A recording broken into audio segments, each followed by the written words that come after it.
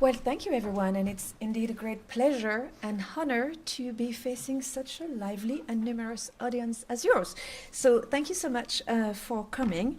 And of course, my first words are words of thanks to Simon for extending this invitation, indeed, and to Bryony for the idea of ushering the new academic year with a lecture on Carnival, or rather Mass. Now, I realize that there's quite a few words that may be unfamiliar to you, such as Mass in the first place.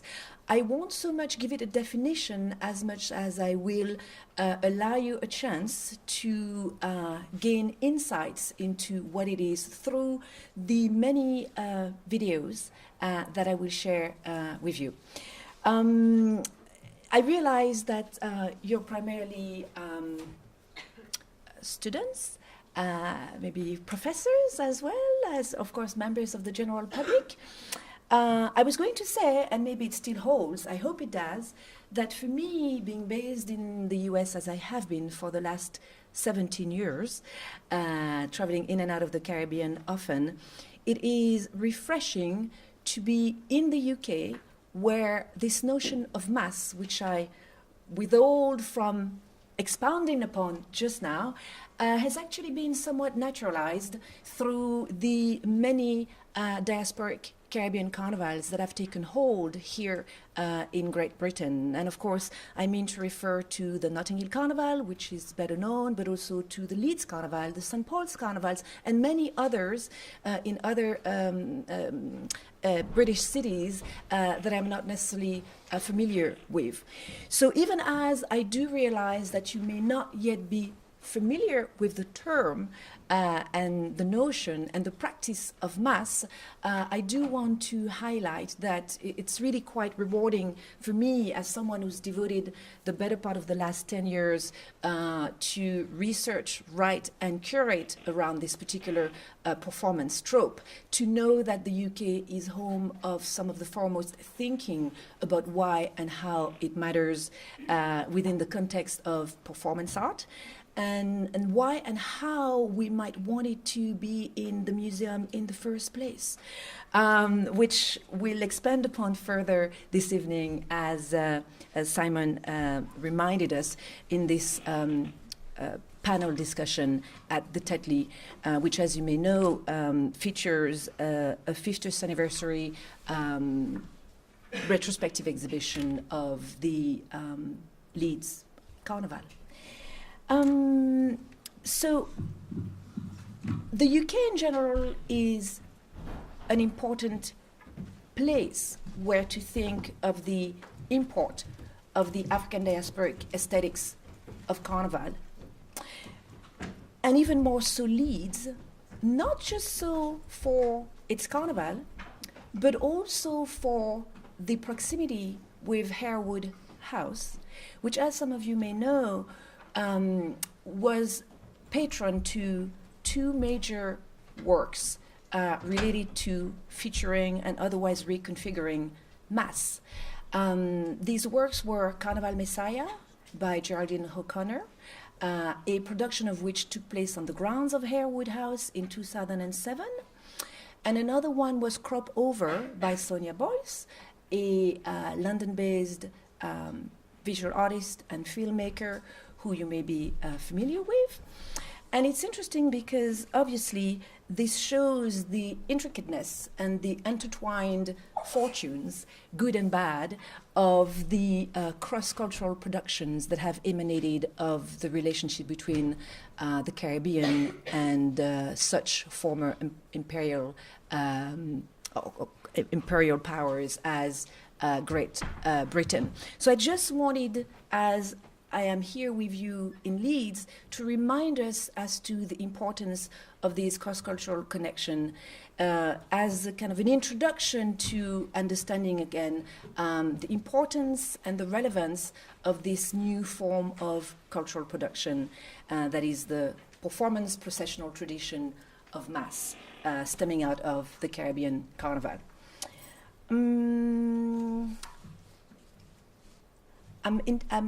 being in this learning environment, I'm somewhat intent on addressing questions to you directly, and I almost wish, and maybe I can, to ask you who among you actually are familiar with some of the figures whose name I just mentioned and their works. Geraldine O'Connor, Carnival Messiah, anyone? Yes. And Sonia Boyce, Crop Over. Yes, you are as well. Great. Otherwise, of course, I will direct you to doing your own research. I think these are important works to be aware of while a student in the arts and a cultural practitioner in the city of Leeds. So, mass in the museum.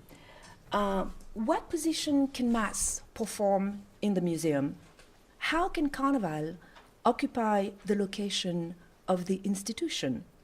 And where should roadworks, all terms you will come to gain insight into, as I mentioned, where should roadworks occur outside of the territory of the road and not the street, about which more later?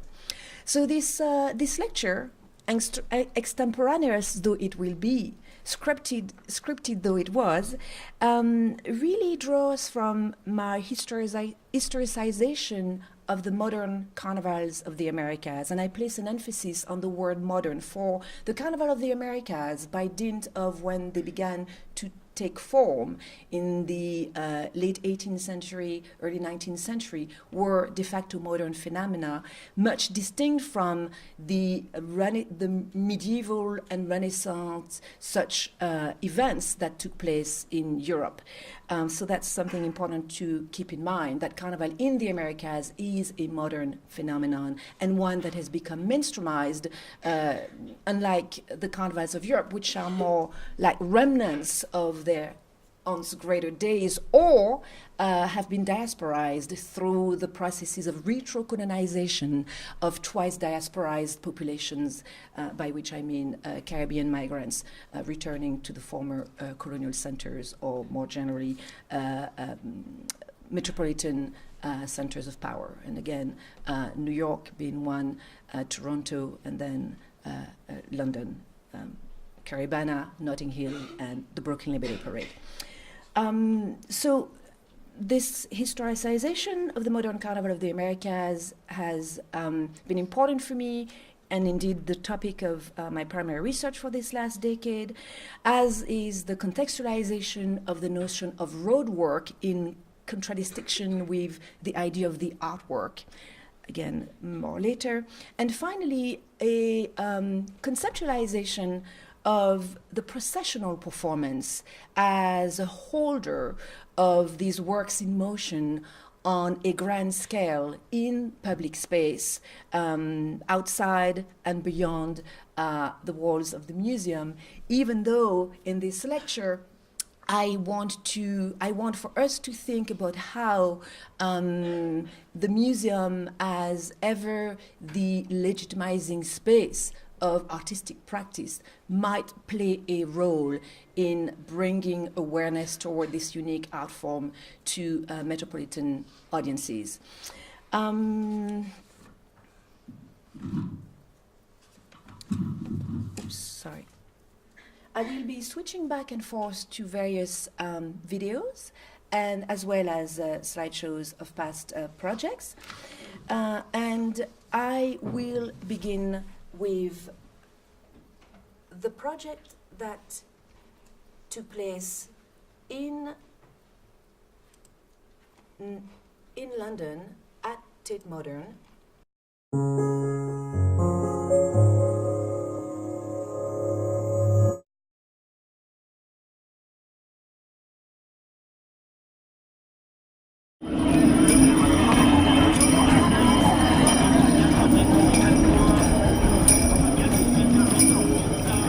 Today, on the weekend of the Notting Hill Carnival, here in the Turban Hall, we're presenting Uphill, Downhill, an indoor carnival performance with a series of newly commissioned works by 5 practitioners who have a history of working with carnival as a medium and a form of public address.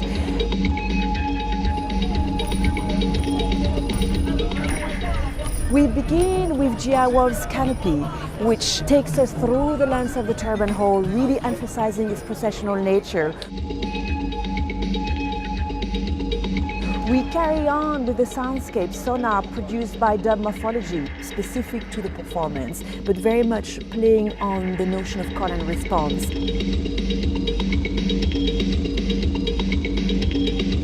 Marlon Griffith's Snow Black in the Union Jack is composed of 60 masqueraders who are swarming the space in a bird-like formation. Indeed, each and every costume represents a hummingbird, a very territorial and aggressive little bird that stands for Caribbean identity, a motif that the artist decided to use so as to indicate that the public is fighting back.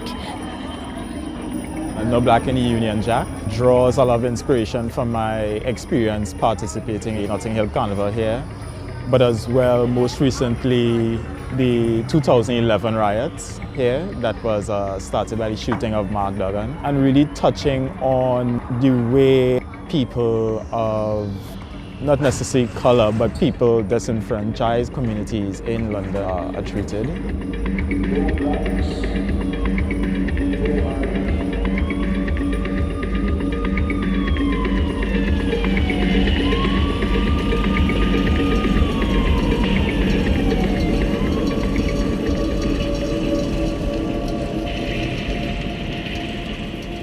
Sky is Dancing. It's a very poetic intervention that also speaks to police surveillance in the form of ticker tape as, helicopters.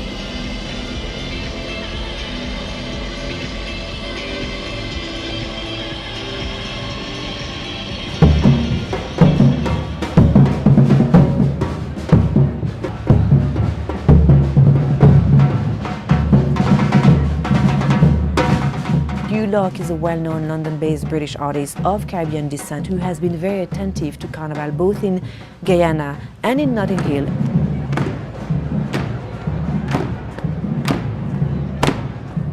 This is the first performative thing I'm doing. I'm directing it, I've come up with the idea, and I'm working with Batala Samba Reggae Band, and these are the guys without which this thing wouldn't be happening.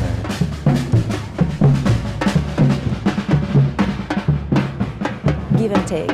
Also working with the motif of the shield, responding to the state of police control and surveillance within the context of the Notting Hill Carnival, and further also commenting on the gentrification of the neighborhood, as can be seen on the motif of the shields, which really recreates the landscape of the Notting Hill neighborhood.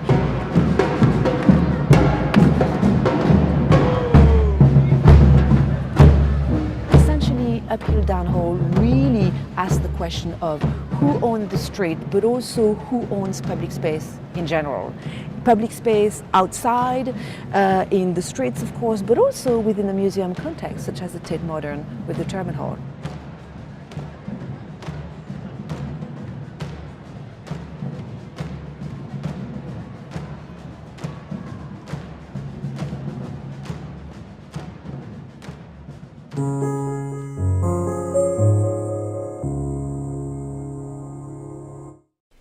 So, in 2014, leading up to the 50th anniversary of the Notting Hill Carnival, I was invited by Catherine Wood, who is a senior curator of international art at Tate Modern, with a focus on performance. I was invited to create a project at Tate. It's very interesting that Catherine, as a curator of performance art living in London, had understood the importance of Carnival to the practice and discourse of performance for one, but had also understood the Turbine Hall to be a processional space. And so my mandate was to feature the work of contemporary artists working within the realm of the mass, the costume tradition, and the artistic platform of the Carnival within the context of the Tate Modern. Now, it's interesting that even as Uphill Downhill penetrated inside Tate Modern, it fell short of actually entering the inner sanctum of the gallery spaces. It remained at the threshold in the grand public space that is the Turban Hall, but that is not quite exactly the museum as in the gallery spaces, where attempts at infiltrating masqueraders proved pointless and indeed were not allowed. The punning title, Uphill, Down Hall, is in keeping with Carnival's semantic register of wordplay. Uphill, Notting Hill, Down Hall, Turban Hall. There is a somewhat dark connotation to the idea of going downhill, obviously, and a critique embedded within the very idea of mass in the museum. So it conferred a tongue-in-cheek dimension to what turned out to be a 1-hour participatory performance and staged spectacle.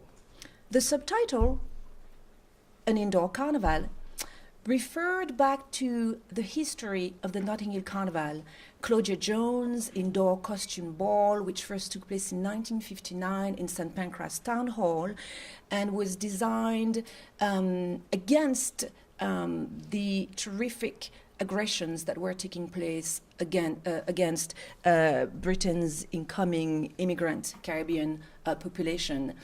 And further, it was also looking back at the importance of the role of Ron Laslet, who really brought Carnival outdoors in the streets of the Notting Hill Carnival with what was referred to at the time as the Notting Hill Fair and Festival that was in 1966.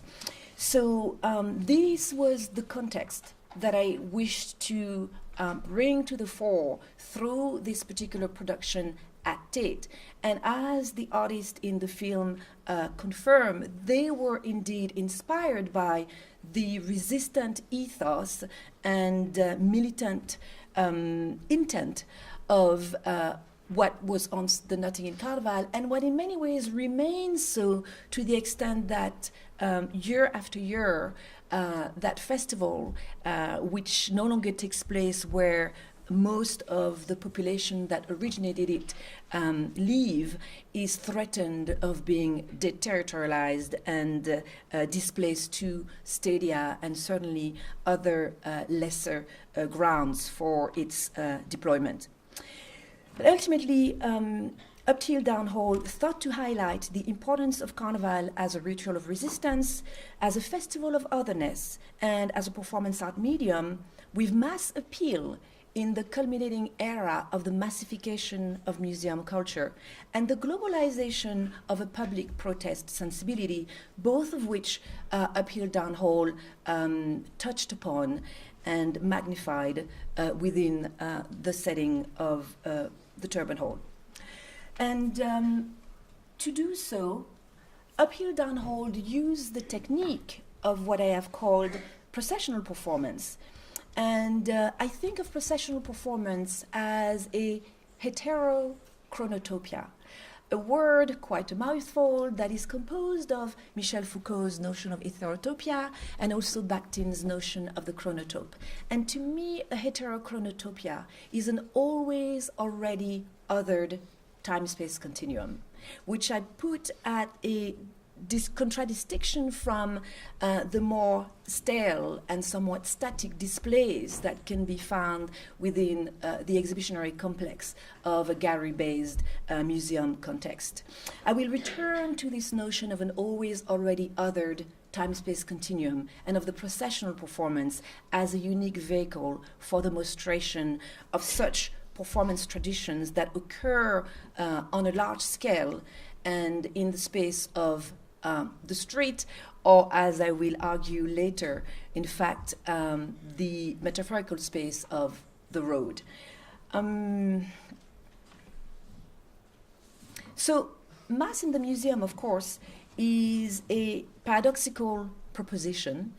And of course, stepping into the streets doesn't make it any less so, so long as the streets are institutionally and governmentally controlled. Institutionally, because in most of the other projects that I have conducted within the context of international biennials of contemporary art, the Gwangju Biennale, the Göteborg Biennial, the Cape Town Biennial, the space of the street was again institutionally controlled, and again that institutional control itself rested upon a governmental supervision, and these projects are necessarily subjected to state power, even though they are rooted within a tradition that once thought to escape it. And this is very much the conundrum of Carnival in the 21st century, be it in its original form in the Caribbean islands where it was reborn as a modern art form, or in its diasporic extension in the former colonial centers and contemporary metropolis of Europe. I will go from thinking about this paradoxical proposition of mass in the museum, and here you have the receding crowd of the Tate Modern in the Turban Hall being slightly pushed towards, or slowly rather pushed towards the exit of the Turban Hall, as you could see in the film, through the work of Hugh Locke, which was using shields and the kinds of techniques used by the police to kettle members of protest, out of the streets. So, these techniques were used. So, but I will move from, again, the paradoxical proposition of mass in the museum, to the other proposition that, as we said, we will further explore this evening at the Tetley, of curating Carnival. And you see how I move from using the vocable mass on the one hand and Carnival on the other hand. I will project a second film that will really, I hope, provide you insights into what mass and Carnival are. Ritual, festival, art form, with mass being that onto which I have concentrated.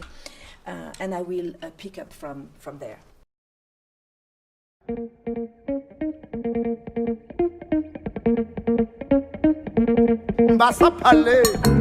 At the root of it, Carnival is about the celebration of freedom. It's specifically directly rooted to our celebration of emancipation. The street represents a free flow of energy.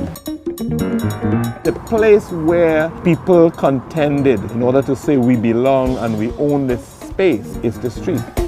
Carnival has always been an integral part of your experience of how you see here, whether you are participating or looking, it's part of what I think defines Trinidadians in a lot of ways.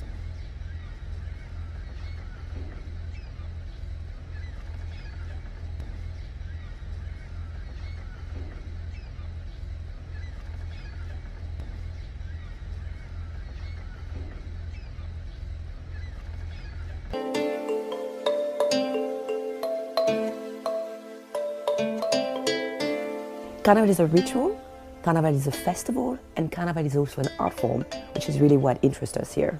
Because, as a contemporary art curator and the artistic director of the opening ceremony of the Fine Art Forum in Miami Beach, the Trinidad Carnival has been at the core of my work in that genre. And I really want to share with you the experience of Carnival in all its multifaceted dimensions. There's mass, which is the art of masquerading, costume making, and character portrayal. There's also pan, which is the percussive and melodic instrument that we usually know in its orchestra form as steel band. And finally, there's calypso, which is a lyrical song tradition used for social commentary. It's evolved into soca, which is jump up music, and which is what people will play their mass to. That's how we say that we're doing Carnival here. We say to play mass, and it means all of these things. But most importantly, I also really want to introduce you to some of the key figures behind the contemporary artistic development of this unique Caribbean celebration.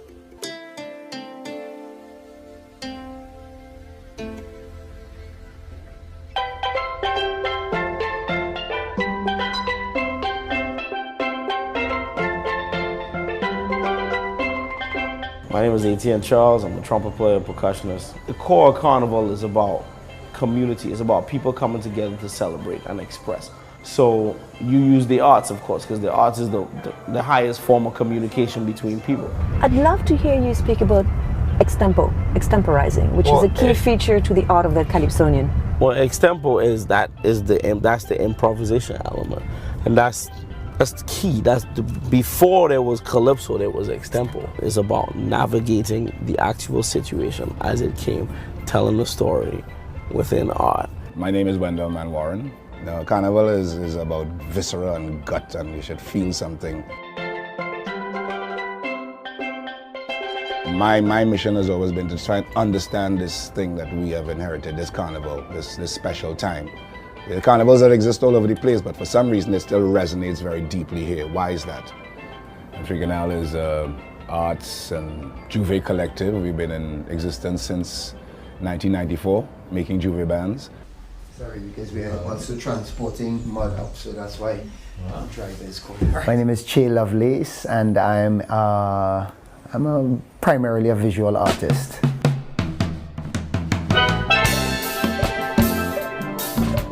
It's Juve minus how many hours? We're Juve minus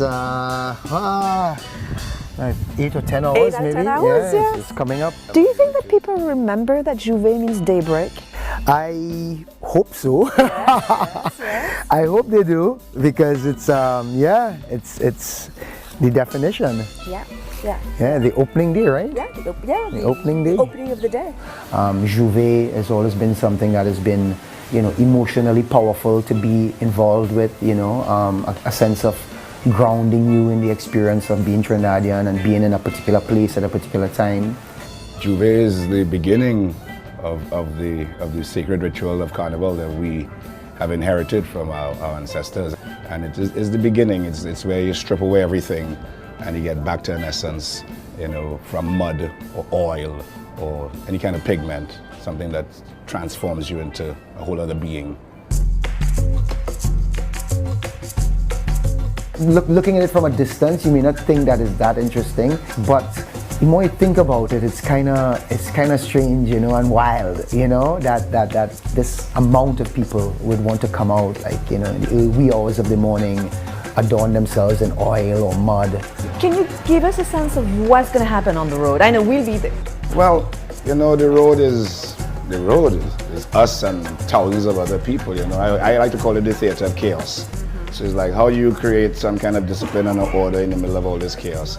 And a lot of it is just trusting. If we find people come to us and say, what's the route? Which way we're going? It's like, we're going that way, down the road. Just follow, just trust, just lead. And then when the sun comes up, you'll feel the difference. And then you head back to base and you wash off and you love up and everything is all good and you go and you play the rest of your mass.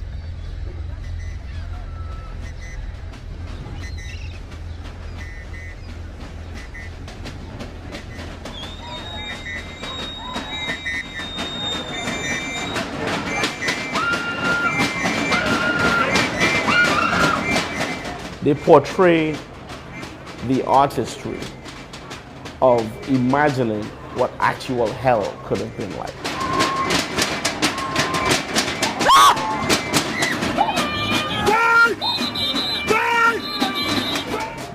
They are portraying something that no one can ever actually say they have seen. From the point of view of masquerading, I think I've been playing Blue Devil now maybe about 6 years. So, Che, this is one of the paintings you're working on right now? As you know, Blue Devils are quite an intense character with lots of wild movements and noises, but strangely charming in a way, The choice of the type of blue, for me, in this kind of area feels like that blue color that we use on our skins for Blue Devil. The movement, like I said, came from an actual movement that I would have made. Yeah, who I am. I don't know who I am, so. Yes, my name is Tony Hall, and I'm a playwright. I'm sitting next to Cecilia Salazar, glorious actress that she is. No, it's incredible how you're building upon this inter-Caribbean history, which is so little known and yet speaks volume to who we became as a Caribbean people. Right.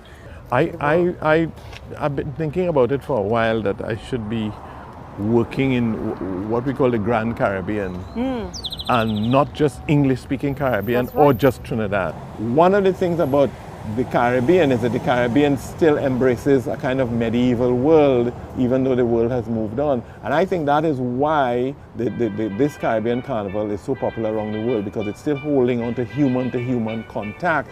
The world has moved away from that.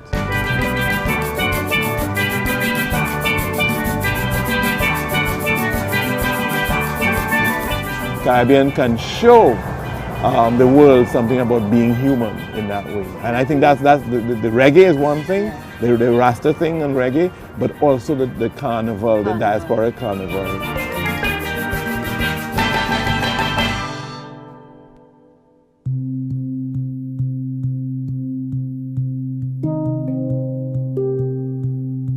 Peter Minch was a genius, full stop. He took a boko jumbi, which is a stilt walker. He created the illusion of a ballerina on point. That's pure mass. So he took all of these things, but then he made it trendy. Please, stop saying I am the genius. The real genius comes in the performance.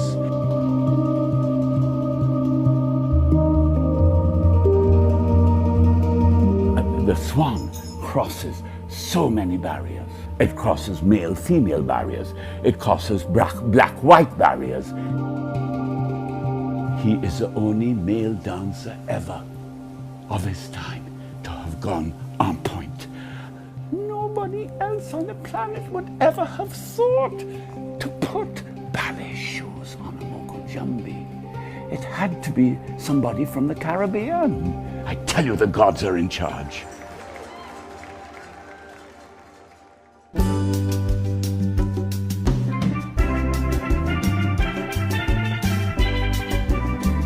I mean, you could go Monday and Tuesday, you'll see thousands of people with feathers and beads on, and for them, that's carnival. And that's a beautiful feeling, to have that feeling of freedom. I guess that's why I've always been interested in finding out what the essence is and bringing that forth as much as possible. While still, as I say, we live in contemporary times, we live in now times, so you have to find a way to turn that into a product that you can sell to people, that people can respond to.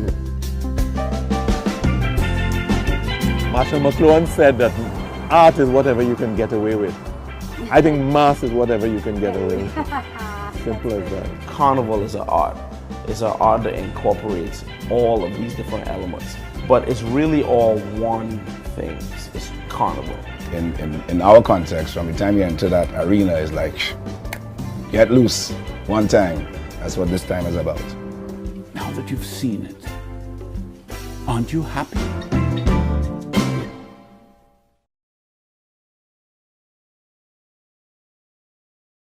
This video was produced, was shot and produced during the Trinidad Carnival 2016, and it was an educational and promotional companion to a commission that I received from the Fine Art Forum in Miami Beach, a newly opening cultural center in the rather exclusive enclave of Miami Beach, the opening ceremony of which I directed. It was called Side by Side. And you see on the screen some of the various artists who were involved in its making. 10 years into experimenting with processional performance as a vehicle for contemporary artistic practices, stemming of this particular context of the mass and of carnival, but of course expandable to other performance practices with an interest to the streets, public space, and the mass dimension of such events. It was probably the most carnival-driven and Caribbean-powered projects I ever did. It had to do with some of the artists whom I invited, including Marinella Senatore, who worked with already existing folk groups in Miami Beach. You may know of her, Italian artist, working on a grand scale on kind of ready-made communities, so to speak, and this is what we're seeing on the screen. There was also Anthony Meralda, who is a senior parade practitioner and who directed a grand and Baroque processional performance looking into the culinary tradition of the first people of Florida, by which I mean its indigenous population. There was also Los Carpinteros, the Cuban art collective, which did a reversed conga, by which they meant that, and actually demonstrated that a carnival procession could be walked backwards and even performed musically backwards. It was very much at the time when they did it for the last edition of the Havana Biennial, a commentary on the state of political affairs in Cuba, and which in 2016, and this is who we see, and which in 2016 in Miami, occurring as it did serendipitously a couple of days after the passing of El Comandante, brought home to the Miami-based Cuban population reminiscences of precisely why they have made this other diasporic journey in the first place. So we're just an incredible timing that Los Carpinteros reverse conga took place, as I said, a couple of days after Fidel Castro had died. I'm sorry? 16. Castro died. No, you asked me to tell you when it was 2. Oh, yes. Oh, I'm sorry. Yes, but actually, for a chance, I have my own timekeeping setting working. But thank you so much. Yes, I thought you suggested that Fidel Castro had died in 215, but yeah, it was in 216. Yes. I also have a very, very short video of Tide by Side, which I can show you. It's only 1 minute. Tide After Tide, Side by Side was the other punning title to which I resorted. In this particular setting of Miami Beach, Collins Avenue, which is the main avenue that takes you from downtown Miami to uptown Miami, that is the slimmest slice of land between the Atlantic Ocean and Indian Creek River. The Atlantic Ocean, of course, that road, metaphorically speaking, and in the river, another road, that one not of the forced migrations of African captives or the wheeled discoveries of European settlers, but the river, that metaphorical road of the indigenous population, which used it as a primary mode of transportation. Certainly in Florida, that was the case. So again, this project, spectacular though it seemed, pleasing to the eye though it was, had more to it that met the eye and was very much embedded within these diasporic artistic forms that continue to have embedded in them the memories of these various crossings. You may remember that I introduced the notion of the processional performance as a heterochronotopia, an always already othered time-space continuum.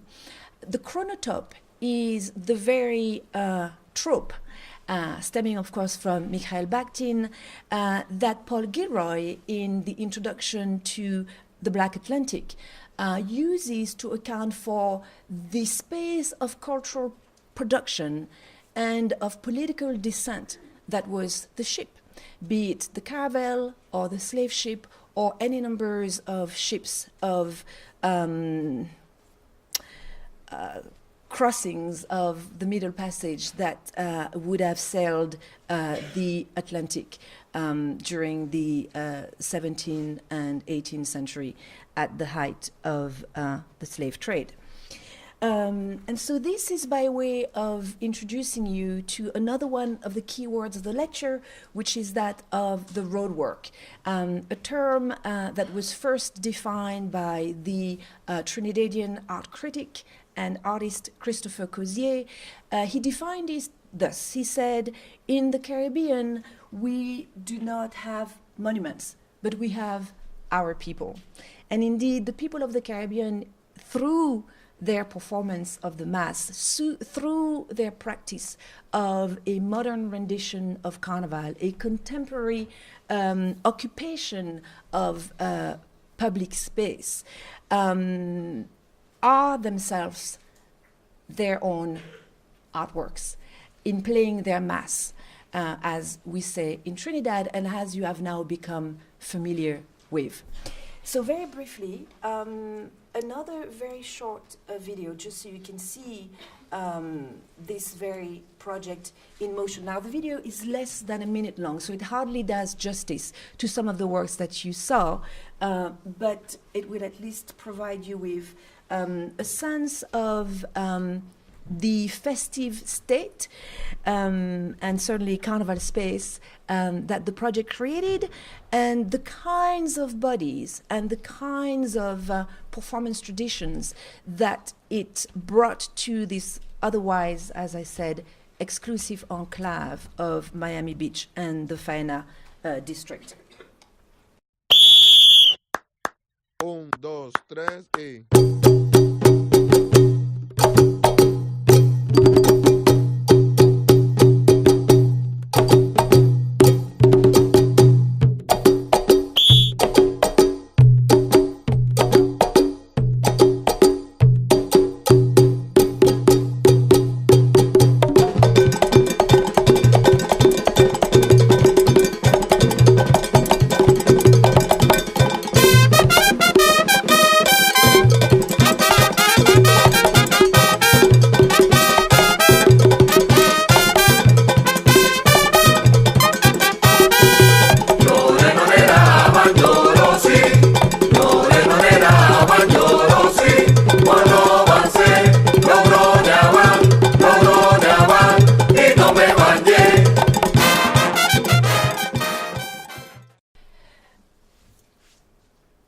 This lecture, I hope, gives you a sense as to how I was able to translate the contemporary artistic practice of major contemporary artists such as Los Carpinteros, Anthony Miralda, Hugh Locke, Marlon Griffiths, within a setting and a format, if you will, that would allow for their work to be given visibility within artistic context, and which would also allow for us, I hope, to understand how the Caribbean historical consciousness from which their work and my own as a curator stems is one that can have a purchase far beyond the shores of the small specks of lands thrown into the Caribbean Sea from whence they stemmed. And so I hope that you are enjoying the videos. It's actually the first time that I'm showing that many videos and images in motion of the work, which I think is important. And I hope that you do enjoy them, because I have one last video that I would like to share with you. One that I'm particularly excited about because it is not yet finished. I am still editing it, but it is in a good enough shape that I can share it with you. And in that video, you will have the full definition, and I hope an even more wholesome view of what this unique artistic practice of mass is, and of the way in which, as I just said, it really can tap into and touch upon concerns of global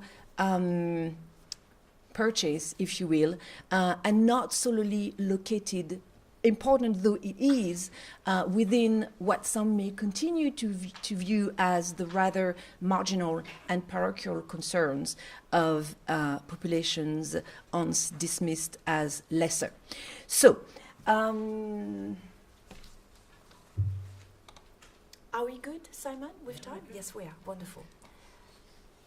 So, the videos also respond to one another, and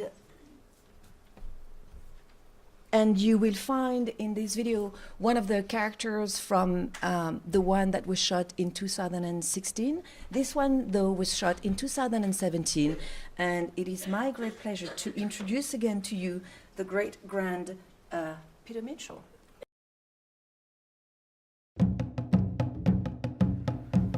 The darkness drops again.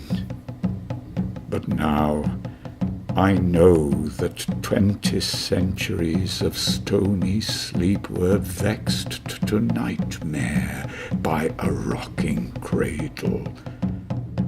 And what rough beast, its hour come round at last, slouches towards Bethlehem to be born.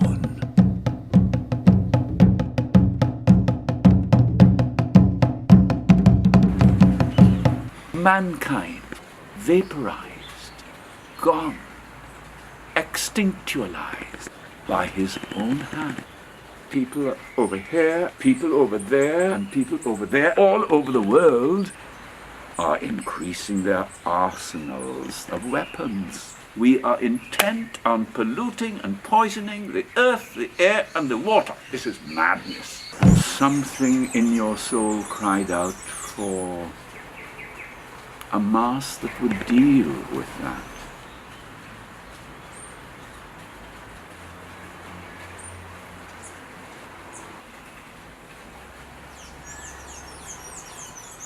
And I took the Fancy Sailor and the Midnight Robber and put them together as a spectre of the future, as a post-nuclear event that returns in time and parades along the street so that we might see what we are going to become.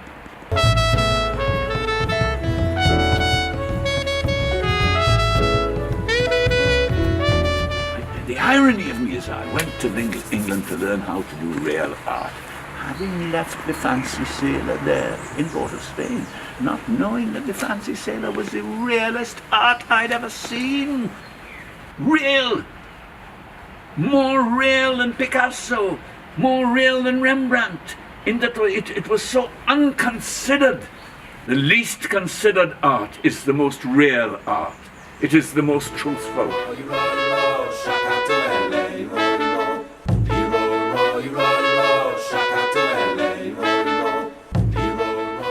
In theatrical, conventional forms like dance, opera and plays, the apparel is secondary.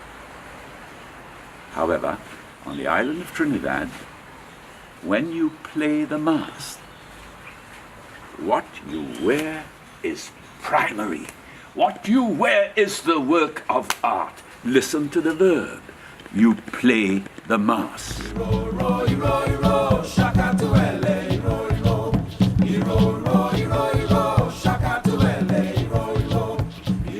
What's wonderful about the mass is it can take the single iconic painting of Munch that we all know, the Scream, and being a painting, it is silent. And we multiply it 30 or 40 times. And there are these 40. They're almost howling with no voice. I say this to the world. Do not ever stifle your artist. The artist is your last reinsurance of someone seeking a truth. And invariably seeking it not for any self-promotion, seeking it for the benefit of his people, more so in the Mass than in any other form of expression that I know. And I remembered Yeats' poem, The Second Coming. Spiritus Mundi was the foreboding of an artist on behalf of humankind, of his fears, of what is being, what angers are now reaching a boiling point.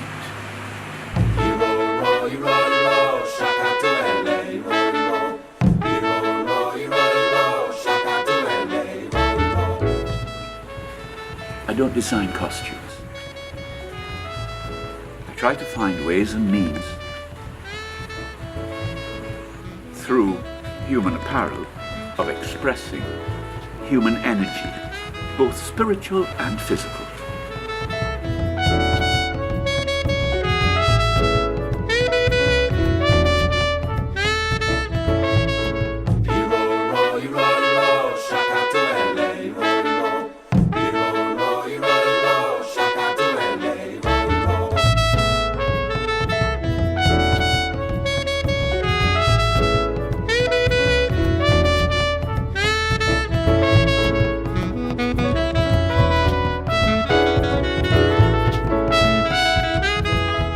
The thing that made me love the Mass when I first set foot in it was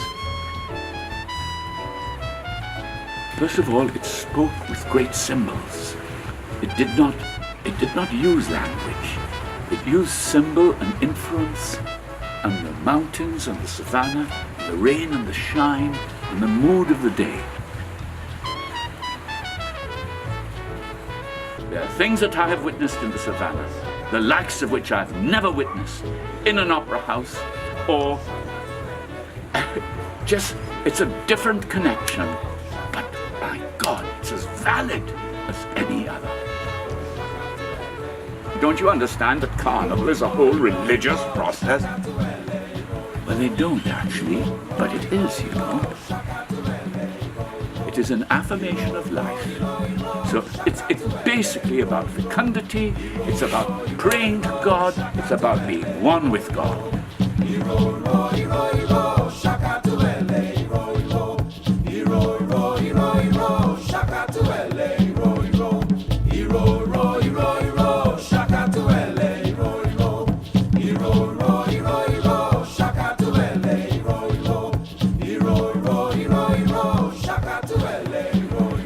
Is only from here could come a ballet that was made over 100 years ago by one of the most famous ballerinas, Miss Pavlova, with music by one of the famous musicians of the time, César. For one of the most famous ballet companies, say she performed it over 4,000 times.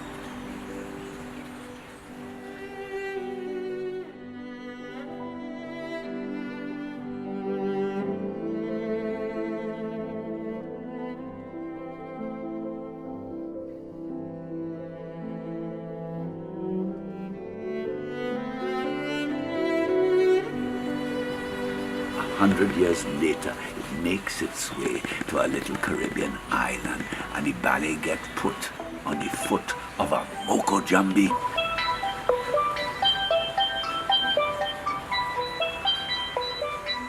The Swan was blessed with something that artists of 100 years ago had given it.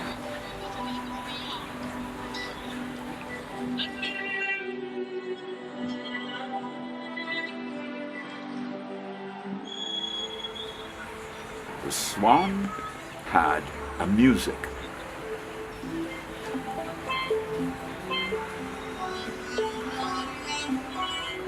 Sweet, things don't happen. You see chaos up there? Come, child, come. You have some work to do. You see this ballet from a long time. So the music is exactly the length they will allow you to play your Mass as a king on the stage of the Swan. You can imagine that.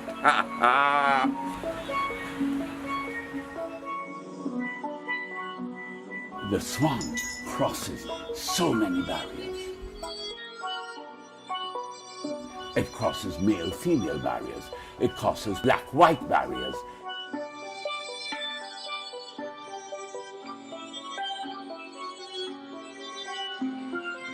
Picture is the only male dancer of his time to have gone on point. A black man, instant, on point, and called it Rasnajinsky in drag as Pavlova. I cannot believe it. I tell you, the gods are in charge. And the audience got it. They got it. The audience got it. This one is the king of carnival.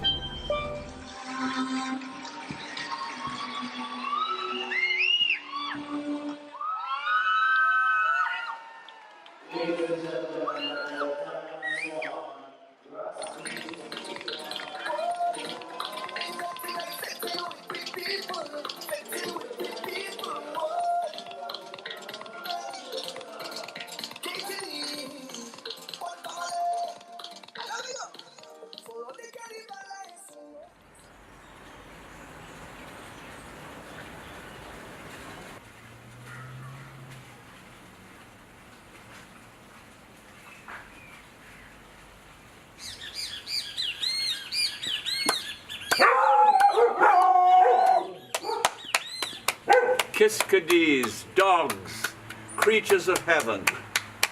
That might be nice.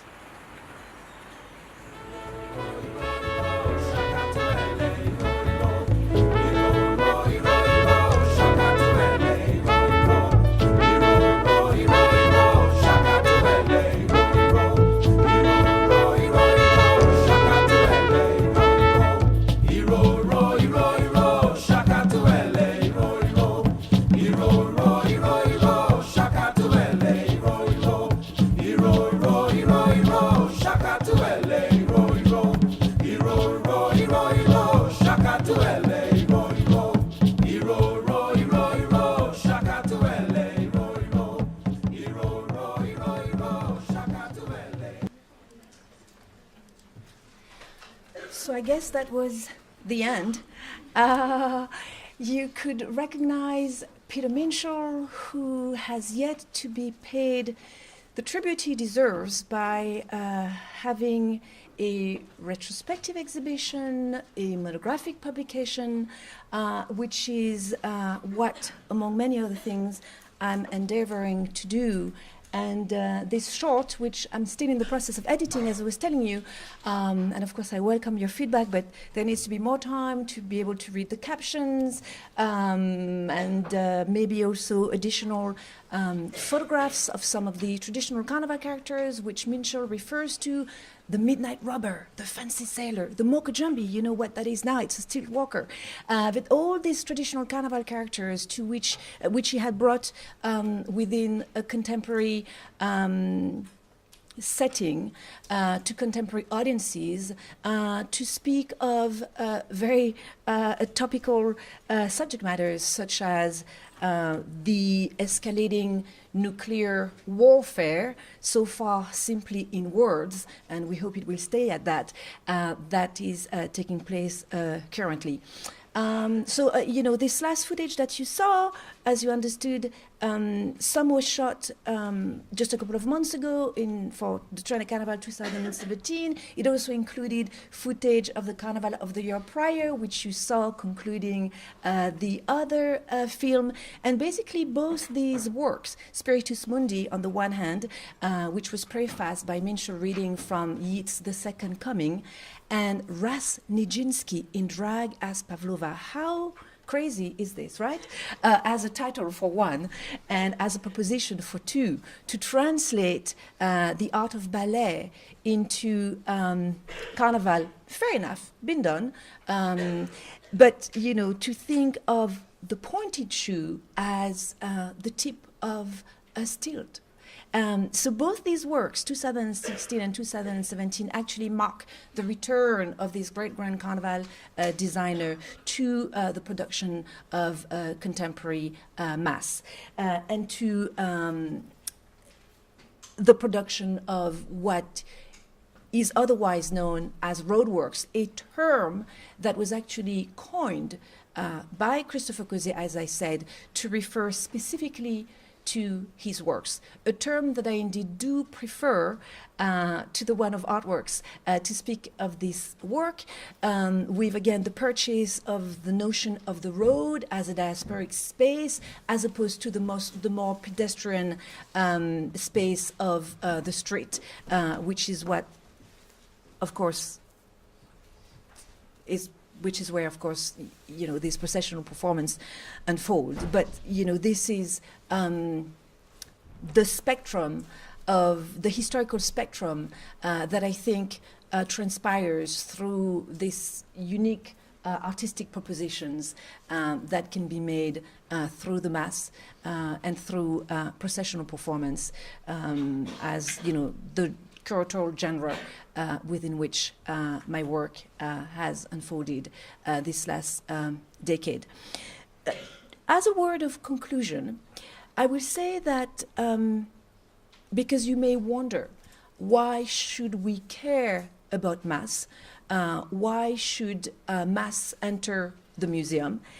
And the question is posed because for the many decades since mass as the artistic form of the Trinidad Carnival, but more generally a medium common as street masquerading through most all Caribbean islands, be it the Bahamas with Junkanoo or Barbados indeed with Cropover, different though the times of year may be, owing more to the colonial seasons of the various previous colonial masters, the British, Christmas, Boxing Day, the French, pre-Lenten Carnival, February, March.